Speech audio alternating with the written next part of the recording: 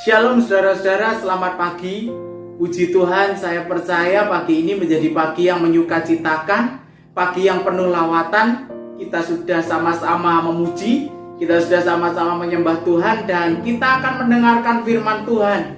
Doa saya kiranya firman Tuhan ini akan semakin melengkapi sukacita kita, melengkapi bahagia kita, karena firman Tuhan pagi hari ini akan berbicara tentang kebahagiaan seorang Kristen.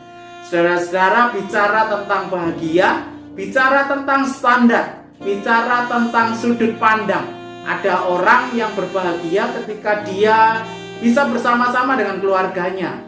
Ada orang yang berbahagia ketika dia mendapatkan uang yang banyak. Ada orang juga yang berbahagia ketika hidupnya terjamin.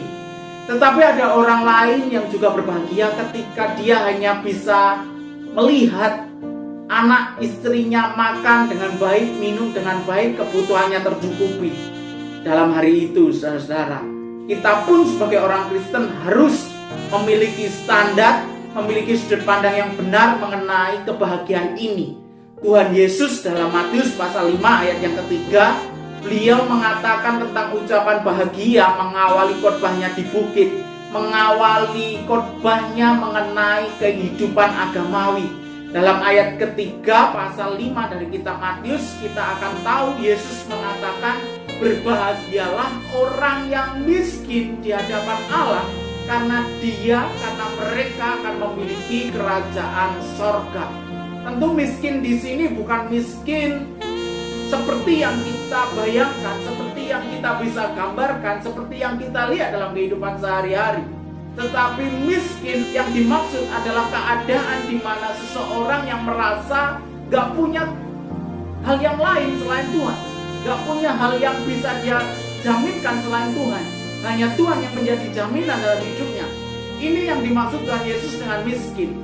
Mengingatkan saya tentang kisah dalam kitab 1 Tawarikh, bahwa kebahagiaan sebagai seorang percaya itu bukan kekayaan. Kebahagiaan bukan sesuatu yang kita bisa capai atau miliki, tetapi kebahagiaan adalah tentang rencana Tuhan, tentang kehendak Tuhan, dan apa maunya Tuhan dalam hidup kita.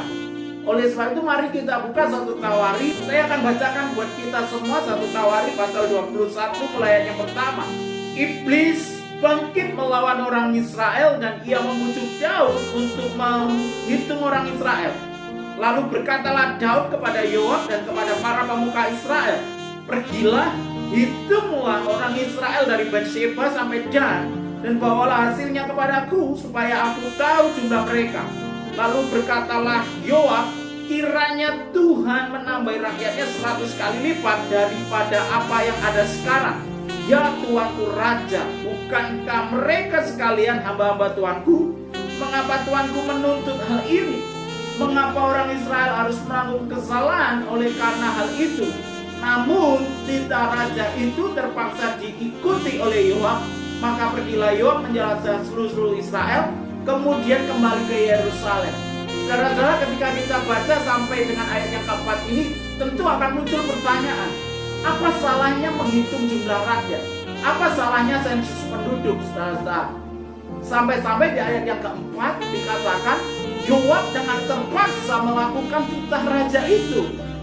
Saudara, untuk kita ketahui bersama, berbicara mengenai kelaziman, berbicara mengenai hukum, berbicara mengenai kebiasaan pada zaman itu, bahwa semua yang ada di Israel adalah miliknya Tuhan. Kekuatan Israel, tentara Israel, sumber daya alam, sumber daya manusia, semua miliknya Tuhan.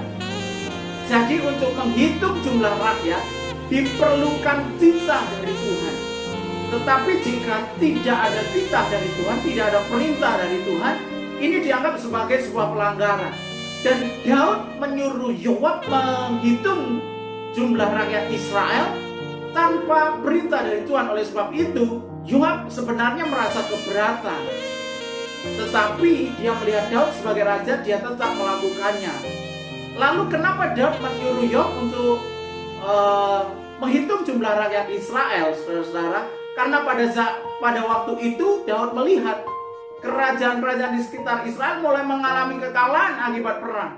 Daud menghitung rakyat untuk mengatur strategi, membuat strategi perang, saudara-saudara. Dari apa yang dia miliki, dari apa yang menjadi kekuatannya, dia akan mengatur strategi. Ini poin pertama kita, saudara-saudara, bahwa mengatur strategi itu penting.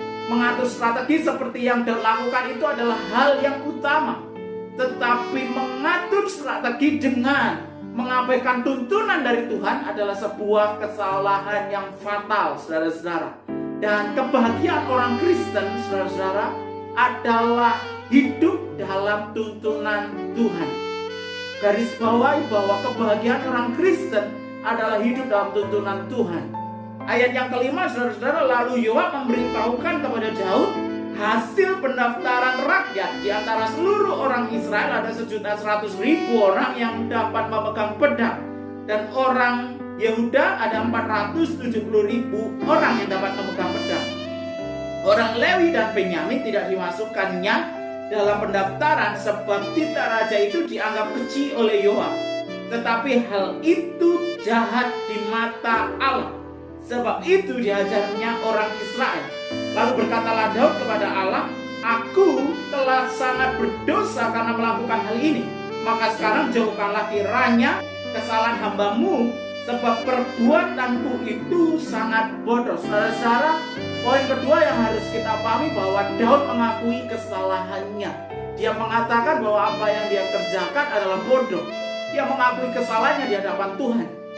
Ketika kita membaca ayat-ayat berikutnya, saudara-saudara, kita akan tahu bahwa Israel mendapat tulah dari Tuhan. Dan Tuhan berfirman lewat Gad, menyuruh Daud untuk pergi ke Yebus, mendirikan sebuah mezbah bagi Tuhan. Daud pun mengikuti perintah Tuhan yang disampaikan oleh Gad ini. Daud pergi ke Yebus dan menemui Ornan. Daud mengutarakan apa yang menjadi maksud hatinya. Daud ingin membuat sebuah mezbah di tanah milik Ornan ini. Ornan pun mempersilahkan Daud memilih secara cuma-cuma tanah yang terbaik, tempat yang terbaik di mana Daud inginkan. Tetapi saudara-saudara, Daud bersikeras akan membeli tanah Ornan ini dengan harga yang sesuai, bahkan harga yang lebih, saudara-saudara. Hal yang manis yang bisa kita pelajari dari Daud adalah bahwa Daud gak mau memberikan kepada Tuhan yang gratisan. Daud hanya ingin memberikan yang terbaik bagi Tuhan. Nah, saudara-saudara yang dikasihi oleh Tuhan, ketika kita melihat ayat-ayat berikutnya, kisah-kisah berikutnya dalam ayat-ayat ini, kita akan tahu bahwa tempat di mana Daud mendirikan mezbah, di situ nantinya tempat di mana Salomo akan mendirikan bait suci. Nah, saudara-saudara, dari sini kita tahu bahwa sebagai orang Kristen kita harus berbahagia. Kenapa? Karena Allah kita punya reputasi sebagai Allah yang mengubahkan sesuatu yang buruk menjadi sesuatu yang baik, sesuatu yang pahit menjadi sesuatu yang manis, yang tadinya bencana menjadi berkat yang luar biasa. Amin, saudara-saudara. Oleh sebab itu, saudaraku yang dikasihi oleh Tuhan, jangan putus asa dalam hidupmu. Jangan putus asa dalam hidupmu. Kalau hari ini ada di antara engkau yang mengalami keputusasaan, ingat firman Tuhan bahwa Allah kita adalah spesialisasi dalam mengubah hal yang buruk menjadi hal yang baik, mengubah air mata menjadi mata air sukacita, mengubah yang pahit menjadi hal yang manis. Dalam kamus orang Kristen tidak ada kata putus asa. Yang ada adalah kata berharap. Oleh sebab itu, saudara-saudara, jangan putus asa.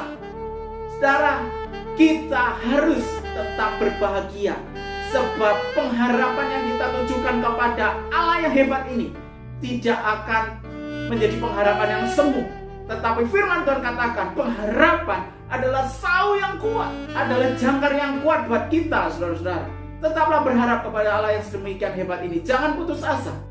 Dia Allah yang telah mengangkat kita dari lumpur dosa, memutus kita dari semua kutuk dosa. Allah yang menyelamatkan kita dari api neraka, saudara-saudara. Allah yang sedemikian hebat ini, Allah yang kita sembah. Oleh sebab itu, kita harus berbahagia. Kenapa? Karena kita punya Allah yang sehebat ini. Amin saudara-saudara. Puji Tuhan. Demikian firman Tuhan pagi hari ini. Kiranya saudara-saudara tetap berbahagia. Amin. Tuhan memberkati. Saya ingin berdoa buat saudara. Tuhan Yesus, terima kasih buat pagi hari ini. Karena Tuhan memberkati kami lewat firman-Mu. Berkati setiap pendengar, supaya firman yang kami dengar menjadi rema yang baik buat kami. Terima kasih Bapa, kami bersyukur di dalam nama Yesus kami diberkati. Amin.